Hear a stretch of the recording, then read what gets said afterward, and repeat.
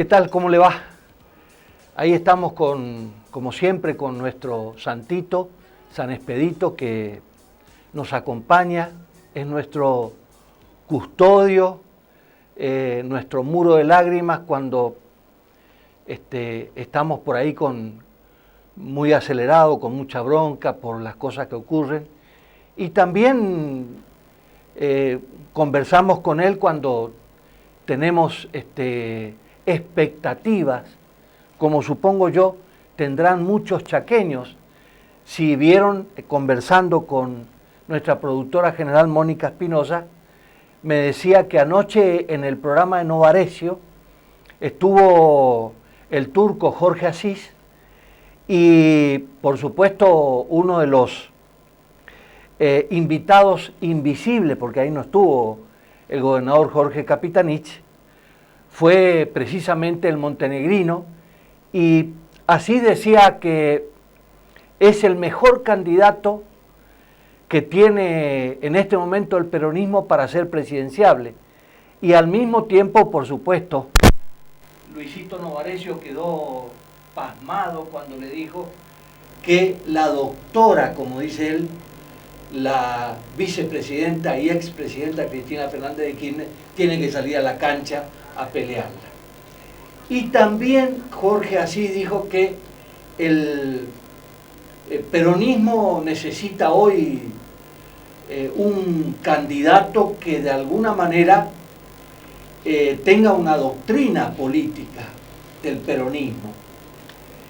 Y por supuesto no faltó volver a decir otra vez que la doctora lo quiere a Capitanich como presidente del partido, y no sería bueno que Alberto Fernández sea el presidente del partido.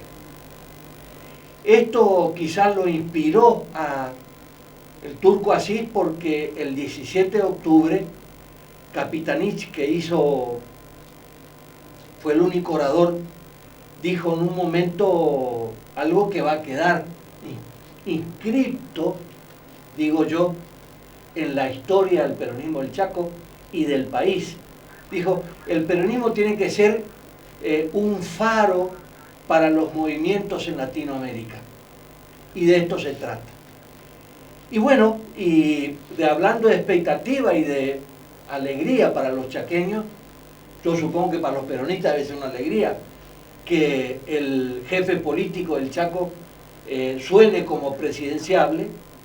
Para los chaqueños en general también es una alegría que el ministro de la Producción, Industria y Empleo, Sebastián Lipton, sea elegido representante del Nordeste para el Consejo Consultivo de Emergencia Agropecuaria. Y a propósito de ese tema y otros temas que queremos conversar con él, es que hoy, en el capítulo de hoy de Tiempo Industrial, lo vamos a tener con nosotros, ya está, y vamos a saludarlo por toda esta, digamos, expectativa que hay, otra vez que el Chaco suena, no por su derrota, sino por sus triunfos y sus perspectivas. Sebastián, ¿qué tal? Buenas noches, ¿cómo estás? Gracias por venir. Muy buenas noches para todos, muy buenas noches Tonino, muchas gracias por la invitación y como te lo recuerdo siempre, un placer para nosotros poder compartir el living y poder debatir un poco, analizar cuestiones y poder contar también mucho de lo que estamos haciendo. ¿Qué significa para Sebastián Lipton que sus colegas, sus pares lo hayan nominado para representar el Nordeste en el Consejo Consultivo Agropecuario? Bien, eso se da en un contexto más amplio, en la primera reunión extraordinaria del Consejo Federal Agropecuario, un Consejo Federal que lo conduce y lo preside el ministro de Agricultura, Ganadería y Pesca de la Nación, Luis Basterra, compañero y amigo Luis Basterra, el ministro, chaqueñazo, por supuesto, ¿no? Chaqueño, con mucha trayectoria incluso en la provincia de Formosa, pero no deja de ser chaqueño. Y este consejo que lo integran los ministros o representantes de todas las provincias del país, tratando diferentes temáticas, pero sobre todo entendiendo que es la forma de federalizar las decisiones de las políticas públicas que tienen impacto, las políticas públicas nacionales tanto en las diferentes Sí. economías regionales y en las provincias. Es la mesa a partir de la cual podemos presentar inquietudes, podemos presentar propuestas, podemos establecer demandas desde las provincias para articular cuestiones con Nación, más allá de lo que cada una de las provincias Claro, va claro. articulando. Ahora bien, en el marco de este consejo se planteó la conformación de un consejo consultivo de emergencia agropecuaria, que lo establece la ley de emergencia Sí. agropecuaria a nivel nacional, con una particularidad. A propuesta del propio ministro Luis Basterra, en esta oportunidad, este consejo consultivo debe estar integrado por un representante de cada región, uno por el NOA, uno por el NEA, uno por el centro, uno por Patagonia. Ajá. Se planteó que además funcione en paralelo, algo que no está establecido explícitamente en la ley, pero entendemos que es necesario hacerlo, funcione en paralelo una comisión ad hoc que pueda trabajar seriamente esquemas de seguro agropecuario. Que la ley de emergencia agropecuaria, que establece asistencia, establece cobertura a productores, no sea simplemente lo que ha pasado en otras oportunidades y que era necesario, y todavía es necesario, no vamos en contra de ello, de generar una asistencia directa a un productor ante las pérdidas, pero que esta asistencia nunca va a ser realmente suficiente para cubrir lo que puede perder un productor. En producción agropecuaria o en producción agrícola puntualmente, nosotros sostenemos permanentemente la identificación de 3 riesgos, Tonino. Riesgo tecnológico, riesgo precio y riesgo climático. El riesgo precio se trabaja con los contratos, con la forma de determinar la venta futura y establecer y acordar mecanismos específicos a través de las diferentes bolsas, lo que nosotros proponemos en el caso del algodón, por ejemplo, el Mercal, que debe tener un funcionamiento y minimizar de esta forma el riesgo precio de una actividad agrícola. El riesgo tecnológico tiene que ver con los avances en cuanto a procesos, la innovación tecnológica que se da en cuanto a semillas, a diferentes mecanismos, diferentes resistencias, lo que trabaja cada una de las provincias fuertemente con el INTA, con las distintas innovaciones de multinacionales, que muchas veces tienen efectos importantes y te disminuyen el riesgo tecnológico. Ahora bien, el riesgo climático es imposible de controlar. Claro. Uno puede tener ciertas previsiones de un semestre, de un trimestre, pero es imposible controlarlo y sobre todo es imposible ordenarlo. Podemos saber que estamos en un trimestre donde vamos a enfrentar una sequía, pero el productor necesita sembrar igual. Claro. El productor ya sabe a lo que se enfrenta, pero necesita hacerlo previsibilidad, ¿no? porque es su medio de vida. Ahora, Claro. no se puede controlar. Podemos determinarlo, podemos anticiparlo, no lo podemos controlar. Para esto se requiere trabajar fuertemente los seguros de diferentes aspectos, seguros multirriesgo, como el que aplicamos nosotros para girasol, Sí. seguros paramétricos que toman regiones y no cada lote, y se trabaja a través de las distintas provincias, que se puede trabajar para producciones en particular. En ese sentido, nosotros dimos un avance importante este año, lo hemos hablado justamente al aire con vos, poner en marcha un seguro multirriesgo para la producción de girasol. Qué importante es lo que hicimos cuando uno observa hoy la sequía, que ha tenido un efecto aún más fuerte del esperado, y que el único seguro que cubre sequía justamente es el multirriesgo, que lo tiene entre sus parámetros o entre sus riesgos de cobertura. Claro. Esto nos dio la plataforma para poder plantearlo en la mesa algodonera, justamente compartiendo esta visión con el ministro Basterra, también plantear para la producción algodonera puntualmente la utilización de los fondos que provienen de la ley 26060 para la producción algodonera, esquemas de seguro que nunca se hizo y que permitan también dar sustentabilidad a esta producción tan importante para provincias como Chaco y Santiago principalmente. Ahora bien, en el marco de la conformación de este Consejo Consultivo, se planteó esta comisión ad hoc que trate en serio, seriamente, los esquemas de seguros agropecuarios para poder generar un respaldo y un resguardo más fuerte para el productor en comparación con el esquema tradicional de asistencia por daños que pueda sufrir un productor ganadero o agrícola en el marco de emergencia agropecuaria, en este caso por sequía. Son recursos que llegan luego de generar certificados de emergencia, declaraciones juradas, la identificación de cada lote, pero que en el momento no te cubre las pérdidas de esta situación, y además los recursos obviamente nunca van a alcanzar a cubrir lo que un productor realmente pierde. Sí, en el caso de los seguros multirriesgos, como el caso de girasol, que la póliza cubre cuando no se llega al RIND esperado, la totalidad de los costos de siembra. Es decir, de esta manera se cubre algo que el Estado, por disponibilidad propia de recursos, no lo va a poder hacer nunca, si se puede generar estas operatorias. Esto no es una plataforma. Cuando el ministro plantea conformar el Consejo Consultivo que incluya una mesa técnica de trabajo para seguros multirriesgos, estábamos un paso adelante en el sentido de que hicimos esta experiencia con girasol, que después no se cubrió la totalidad de hectáreas porque el productor no sembró lo que tenía como intención, Claro. por las condiciones climáticas que ya se venían demostrando con la siembra de trigo. Pero bueno, nos dio una plataforma y es por eso que en el NEA hubo un común acuerdo entre todas las provincias que integran a la región, Misiones, Corrientes, Formosa, Chaco y Entre Ríos, de proponer a la provincia del Chaco como el representante en este consejo consultivo y a la provincia de Misiones como representante alterno o suplente en esta comisión.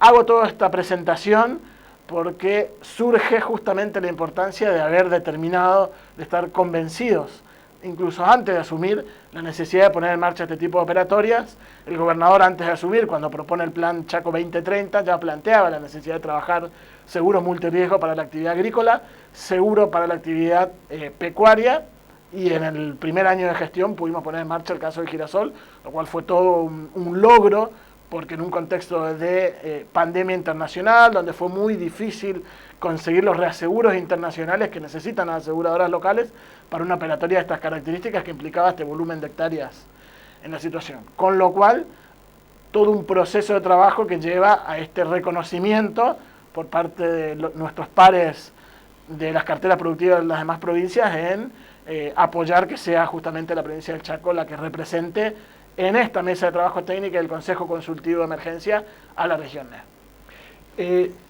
Sebastián, ¿cómo estás viendo en el interior la situación ahora que incluso Charata, Quitilipi, Saspeña, Villa Ángela redujeron a fase 1, fueron a fase 1? ¿Cómo estás viendo el desarrollo del sector industrial y sobre todo el sector foresto industrial? Y encima con este amparo que pusieron y que incluso ayer conversábamos con Juan José Bergia, el diputado que presentó un proyecto de resolución para sacar un contraamparo, digamos, y para permitir que trabajen la gente del sector forestal, porque si no, no trabajan, y encima con la pandemia, bueno, no sé quién le va a dar para que coman, digamos. Totalmente. Ahí tenemos dos situaciones adversas. En primer lugar, lo que vos planteabas, Tonino, la situación que se está dando en localidades del interior que han exhibido en los últimos días focos de contagio importantes. Retroceder de fase, en este sentido, no es estrictamente volver a fase 1. Lo que se está trabajando es lograr una disminución en la circulación en esas localidades. El propio gobernador encabeza todos los días un comité técnico de discusión, de debate, de análisis de lo que ocurre en cada localidad. Se acerca a las localidades para trabajar con los intendentes ante estas situaciones. Lo hemos visto con el intendente de Saspeña, con el intendente de Villa Ángela, en los últimos días, que son las dos localidades donde se ha presentado el mayor foco de contagios en el interior. Ahora bien, la actividad industrial está permanentemente exceptuada. Desde marzo en adelante, cuando comenzamos la etapa de aislamiento social preventivo obligatorio, nosotros exceptuamos a la actividad agropecuaria y a la actividad industrial y forestal, entendiendo la necesidad de continuar como sectores esenciales en la provisión de insumos, en la provisión de medicamentos, Claro. en la provisión de alimentos, en la provisión de lo que a uno se le puede ocurrir que es necesario que continúe en plena actividad. Incluso la actividad de desmote, que ya daba sus primeros pasos para comenzar en todo el interior de desmote de algodón. Ahora bien, eso es una situación con lo cual siempre existe algún inconveniente en circulación, en ingreso a algún pueblo, los límites con provincias, que pudimos firmar este acuerdo en los últimos días con Santiago del Estero para definir exactamente el corredor productivo y que no existen inconvenientes entre productores, trabajadores, movimiento de insumos, productos y maquinaria entre Santiago del Estero y la provincia del Chaco. ¿Hay entre paréntesis algún relevamiento sobre contagio en ese sector enorme que significa? No hubo mayores inconvenientes, sí, en el caso de una desmotadora, 2 casos puntuales, se pudo trabajar a tiempo. Tenemos esa ventaja, que muchas Entonces veces... eso demuestra que no se equivocaron cuando lo efectuaron. Claro, trabajamos mano a mano con cada industrial. Ante el primer inconveniente, los industriales tienen nuestros celulares, nos están llamando de manera directa. Tengo un caso sospechoso, ¿qué hago? Ahí articulamos automáticamente con el municipio más cercano, en el caso de desmotadoras, o el municipio donde está instalada la industria, generar el resguardo respectivo, el aislamiento de todo el grupo de trabajadores hasta pasar el periodo de contagio, el hisopado correspondiente y luego trabajar con normalidad. Hace pocos días ocurrió algo similar en una fábrica importante en Saspeña y se pudo trabajar rápidamente. Esa es otra ventaja de haberlos dejado exceptuados. No tuvieron que cerrar durante varios meses, sino que simplemente lo que se logra es, cuando la fábrica, que no implica diferentes turnos, tiene un caso de contagio, se cierra la fábrica solo por 2 semanas. O se cierra un turno solo por 2 semanas en el caso que tengan más turnos. Eso permite trabajar de manera diferente, sobre todo entendiendo que el sector fabril no tiene, en el 99% de los casos, contacto directo con el público. Claro. Son las plantas, los trabajadores y luego el esquema de distribución de productos. A diferencia de otros sectores donde sí tenés contacto con el público ingresa. Es como una convivencia, digamos, una familia. Exactamente, entonces se trabaja sobre ese grupo de trabajadores. Claro. Eso nos permitió sostener actividad industrial en la provincia y sobre todo previsión de nuevas inversiones, porque estamos observando desmotadoras con inversiones muy importantes modernizando líneas, instalación de nuevas desmotadoras, una hilandería en Saspeña que está próxima a reactivarse, estamos cerrando los últimos aspectos del acompañamiento provincial para que se pueda volver a poner en marcha una hilandería que cerró en el año 2017, en el pleno proceso de crisis de la industria textil argentina y que hoy tenemos la oportunidad de recuperarla. Lo de Santana Textil con el proyecto de ampliación extremadamente importante para la provincia que se está observando, inversiones en nuevos frigoríficos que en pocos días pueden estar saliendo a la luz una vez que se terminen los proyectos ejecutivos y se pueda calzar el financiamiento con localización ya determinada, lo que hemos acompañado ayer al gobernador, al intendente de Laguna Blanca, en la posible instalación de una fábrica de ladrillos cerámicos a nivel industrial, con un volumen de generación de producción y empleo muy importante, lo que podemos observar también en generación de nuevos puestos de trabajo en la industria del call center, que ha logrado adaptarse a la realidad actual generando opciones de teletrabajo y hoy en ninguno de los casos se supera el 30% del total de trabajadores con actividad presencial. El resto a través de teletrabajo, lo cual se ha logrado en tiempo récord por establecer este mecanismo, no perder puestos de trabajo en esta industria y estar en estos días anunciando incrementos de puestos de trabajo, como lo hemos hecho el día de ayer con Conecta, como lo vamos a estar haciendo en los próximos días con otras 2 empresas que justamente antes de venir estuvimos con el propio gobernador y los titulares de estas empresas definiendo los detalles y viendo los tiempos en los cuales se pueden concretar y se pueden confirmar la incorporación de nuevos trabajadores. Segundo tema de lo que me planteaste, actividad forestal, foresto industrial. Uno de los pilares de la economía chaqueña, sin lugar a dudas, cuando uno observa toda la cadena. No solo el productor que trabaja el monte, que no es el productor que realiza el cambio de uso de suelo o el cambio o el desmonte, conocido como desmonte. Este productor forestal no realiza esa actividad, siempre se confunde o se vincula al cambio de uso de suelo con el productor forestal. El productor forestal realiza tareas de aprovechamiento, esa madera que se obtiene, estando el resto del monte en pie, es destinada a la producción de carbón, con un volumen de exportación y generación de empleo muy importante. Y el Chaco, en la provincia, que es la principal exportadora de carbón. Exactamente. La generación de tanino, los derivados de la industria tánica que se han podido adaptar hacia la industria química y alimenticia, con un número importante de avances tecnológicos y gran presencia internacional, la generación de energía de biomasa que posiblemente a fines de noviembre podamos estar inaugurando más de 16 megas de generación de energía entre las 2 plantas tanineras, toda la industria del mueble, del aserrado, de aberturas, que está desparramada en gran parte del territorio provincial y muy concentrada en localidades como Machagay, Plaza y Quitilipi. La verdad que es un actor, el sector es un actor importante de la economía chaqueña. Pensar en... Ese es un corredor forestal, sin lugar a dudas. Machagay, ahora, Plaza Machagay, Quitilipi, impresionante. Lo que es la industria del mueble y aberturas. Ahora bien, pensar en que se restringe totalmente esa actividad, la verdad que iba a tener un impacto enorme para la provincia. Nosotros no tenemos confirmaciones de los hechos. Nosotros tomamos conocimientos por redes sociales, por medios de comunicación, que existía esta posibilidad de restringirse. De todos modos, a través de Fiscalía de Estado, se trabajó y se impulsó la solicitud de una anticautelar que dé seguridad al sector forestal y a partir de allí tener la certeza que pueden trabajar con normalidad.